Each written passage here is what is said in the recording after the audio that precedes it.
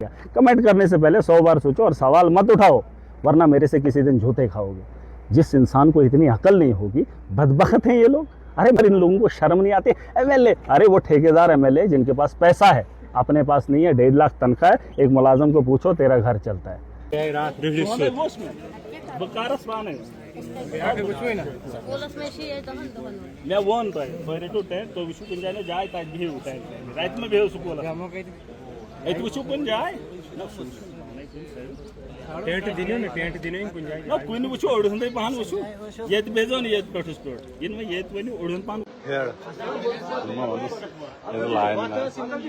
में बहुत सारी चीज़ें मैन मेड भी है और उसके अलावा आप देखेंगे कुदरती भी है ना, नेचुरल भी है। और नेचर के साथ खिलवाड़ और उसके बाद ये ऐसी चीज़ों का होना, ये तो कहीं ना कहीं तय है।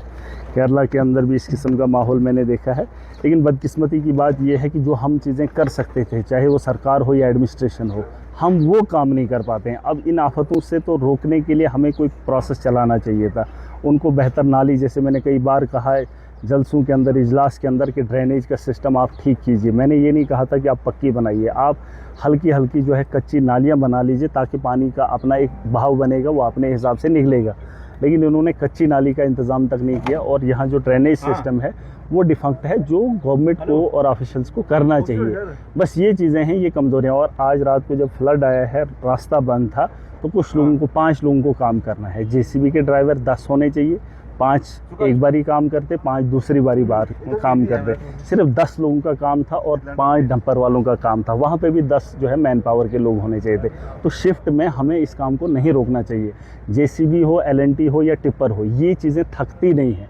लेकिन थकी अगर है तो एडमिनिस्ट्रेशन है, वो लोग हैं जिनके पास जिम्मेदारियां हैं। सवाल यही है कि जो हम कर सकते हैं वो हम नहीं कर रहे हैं। और नेचुरल अगर है तो उसे हम रोक नहीं सकते, लेकिन उसके एहतियात कर सकते हैं। उसे रोकने की कोशिश की जा सकती है, उसको डाइवर्जन दिया जा सकता है, उसके लिए रास्ता बनाया जा सकता है। उसके लिए बहुत सारा फंड्स है, उसे बेहतर से यूटिलाइज़ करना ये हमारी जिम्मेदारियां हैं। बहरहाल कमियां बहुत हैं, सवाल भी बहुत हैं, और लेकिन कोशिश करेंगे जिन लोगों का जैसे फुली डैमेज हुए, मकानात हुए हैं, उनकी बेहतरी के लिए। देखिए, ये इंसान की उम्र भर की कमाई होती है, तो वैसा कुछ नहीं है कि उनके लिए कुछ अलग से पैकेज होगा। हाँ, 1-1.5 लाख जितना भी होता है सरकारी की तरफ से, उतना कोशिश करेंगे, है ना। लेकिन उनको उस तर्ज का वो सिस्टम नहीं हम बना कर दे सकते हैं। मैं यही कहना चाहूँगा कि हर आदमी अपनी ज़िम्मेदारी समझे। और अगर देखेंगे आप, 2 दिन से रास्ता बंद है, सिर्फ 10 लोगों का काम था या 20 लोगों का काम।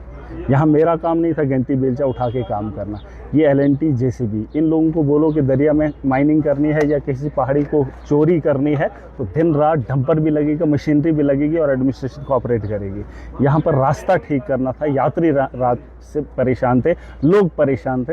लेकिन जब रात को देखा, वहाँ काम करने को तैयार नहीं है। बहुत सारे लोग कहते हैं थके हुए हैं, ये है वो है, बहुत सारी चीज़ें, बहुत सारे सवाल आते हैं। 20 आदमियों का काम था, रोड क्लियर हो जाता। और दिन रात अगर मेहनत की जाए तो 20-30 लोग लगेंगे, मामला ठीक हो जाएगा। सर, आपने कहा कि ये कहीं मैन मेड तो नहीं है? हाँ, मैन मेड है ना, कुछ तो मैन मेड है। अभी यहाँ जहाँ पर हम बैठे हैं, ये तो मैन मेड है ना। ये कोई डिपार्टमेंट है, उन्होंने रोड लिया है और ड्रेनेज नहीं है। अगर ड्रेनेज सही प्रॉपर होता तो यकीनन ये छोटा पानी आया है, और ये पानी तब आया जब ऊपर से आया, ये भी मिल गया, वो भी मिल गया, और ये मैन मेड है। तो बारिश हो या क्लाउड बस्ट हो, ये तो ऊपर से नेचुरल है। लेकिन उसका रास्ता पता है ना इन जगहों पे। देखिए, नालों वाली जगहों पे ये चीज़ें हादसात होते रहते। लेकिन यहाँ पर डंपिंग भी हुई थी। ठेकेदारों ने अपने मफाद के लिए एडमिनिस्ट्रेशन को चिट्ठियाँ भी लिखी थी, डीसी को लिखी थी, एसडीएम को लिखी थी। उन लोगों को एफआईआर नहीं लगी। वो मैंने इनको लिखा भी है कि उनको, उस ठेकेदार के खिलाफ, पीएमजेएसवाई के खिलाफ एफआईआर होना चाहिए, क्योंकि ये जितना भी मलबा ठाठरी के अंदर है, ये वही डंपिंग का है।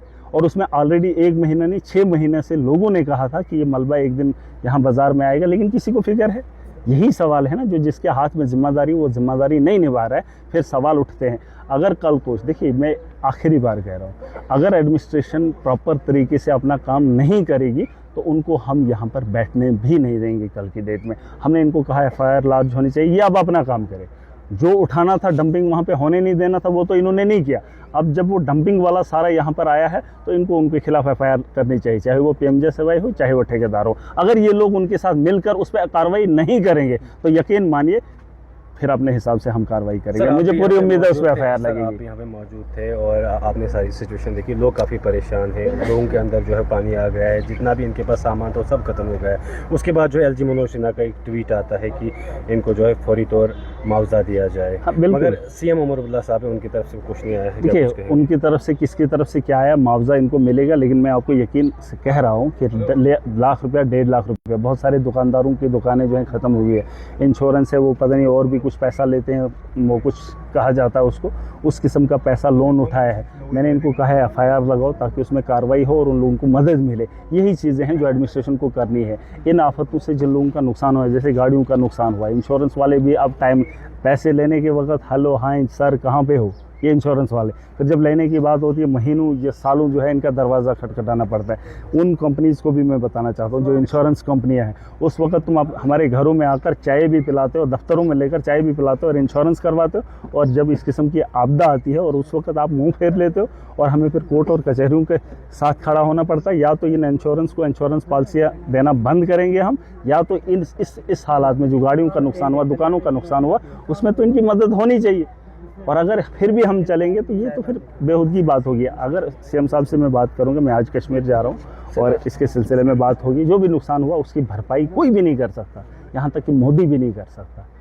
उमर अब्दुल्ला क्या ही करेंगे या मैं ही क्या ही कर सकता हूँ। मैं कह रहा हूँ यहाँ एक इंसान की उम्र भर की कमाई लगती है। हाँ, जो एक पैकेज है, जो गवर्नमेंट की एक पॉलिसी है 1.5 लाख के हिसाब से या 50,000 और का ऐड कर लीजिए, वो कोशिश करेंगे उन मकानात को जो फुली डैमेज हैं। नुकसान तो आप इसका भर नहीं सकते। मैं अगर मुझे आप एज ए MLA बोलेंगे कि आप इस मकान की भरपाई करें, मैं तो नहीं कर सकता। ये देख लीजिए, एक मकान का मामला दिखा दीजिए, इसको उठाने के लिए, इसको साफ़ सफाई करने के लिए, इसका इंफ्रास्ट्रक्चर ठीक करने के लिए मेरे पास उतनी औकात नहीं। और एक चीज़ मैं लोगों को बताना चाहूँ, बड़े सारे लोग सवाल करते हैं, बेवकूफ़ जाहिल हैं ये, बदबख्त लोग हैं।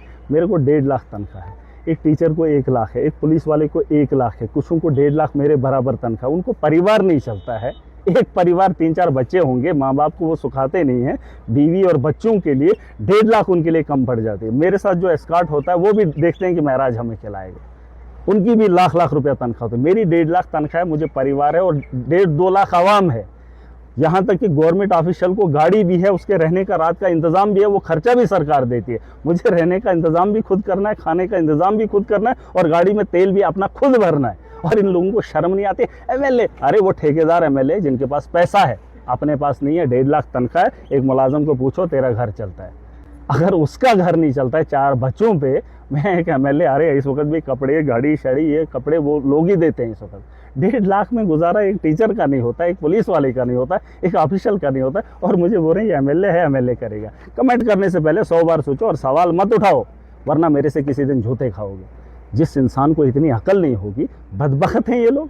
अरे मेरे पास फंड है, फंड का हिसाब मुझसे ले लो, 5 करोड़ है, 50 करोड़ है, 200 करोड़ है, वो कहाँ लगाया मुझसे वो पूछो।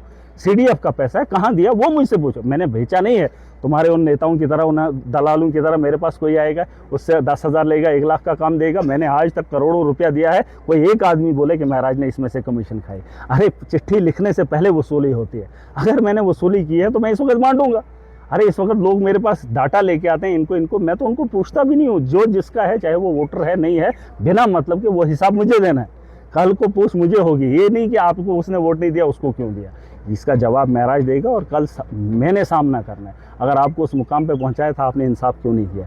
इंसाफ ये नहीं कि दुश्मन है उसको छोड़ दो, अगर दुश्मन है नुकसान हुआ दे दो, इसलिए नहीं कि ये कल को वोट देगा, क्योंकि वो हकदार होता है। और लोगों को बता दो, अगर लोग मेरी बात सुन रहे हैं ना, 1.5 लाख महराज को तनख्वाह, ऐसे मुलाजमों को देखो वो रोना रोते हैं, ड्यूटी भी नहीं करते। ड्यूटी करने में नहीं हम कहाँ जाएंगे, 1.5 लाख तनख्वाह क्या करेंगे, गुजारा नहीं होता। अरे 1.5 लाख महराज को है और महराज से गुजारे क्यों होंगे। हाँ, मेरे पास करोड़ों का पैसा है, मैंने बांटा है, अंबानी से ज़्यादा मैं फंड रिलीज़ करता हूँ, दान देता हूँ। दान वो नहीं है दान, लेकिन पॉलिटिशियन के हिसाब से मैं दान कर रहा हूँ, क्योंकि मैं उसमें ईमानदारी से लोगों तक पहुँचा रहा हूँ। ये सबसे बड़ी बात है। वरना अगर बाकी नेताओं की तरह बेच दिया होता, अभी यहाँ पर माहौल ऐसा है, मुझे नहीं पता कौन क्या है, लेकिन दे देंगे, है कि नहीं, मुझे क्या है। आप अपने CDF में से यहाँ के लोगों के लिए, यार जितना हो सकेगा मैं करूँगा। मेरा बस चले तो बहुत कुछ करे, लेकिन उसमें भी एक